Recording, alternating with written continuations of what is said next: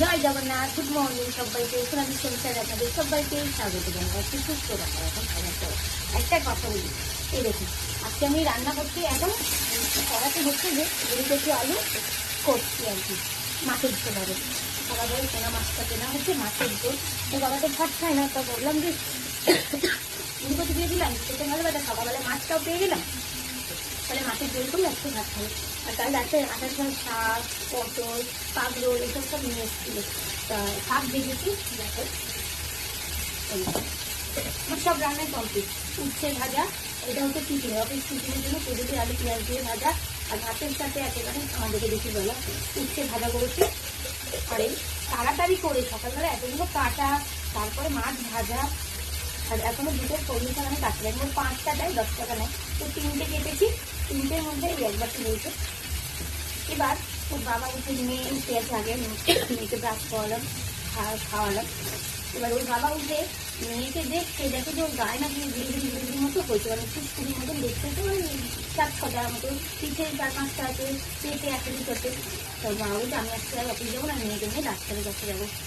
তো বললাম ঠিক আছে।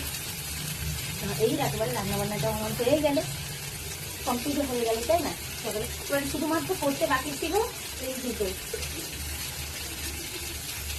আমও বার করে নিয়েছি, আম দেবো বলে শুধু আটাটা মাখাতে, রুটিটা আর করলাম না।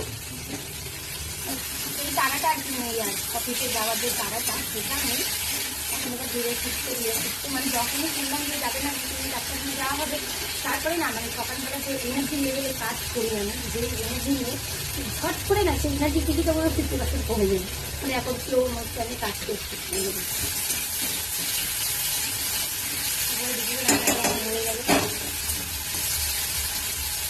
সেই তারাটা নেই, এখন বলছি আমি চলছি।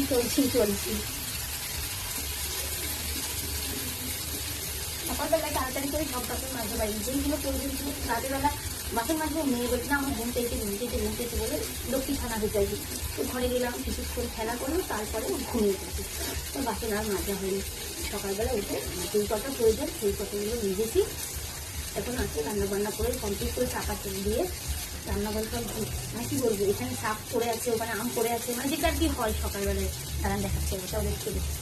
এই দেখুন দুটো শাক আমি করতে পারিনি, আর এই সব সবজি টবজি কেটে রেখেছি।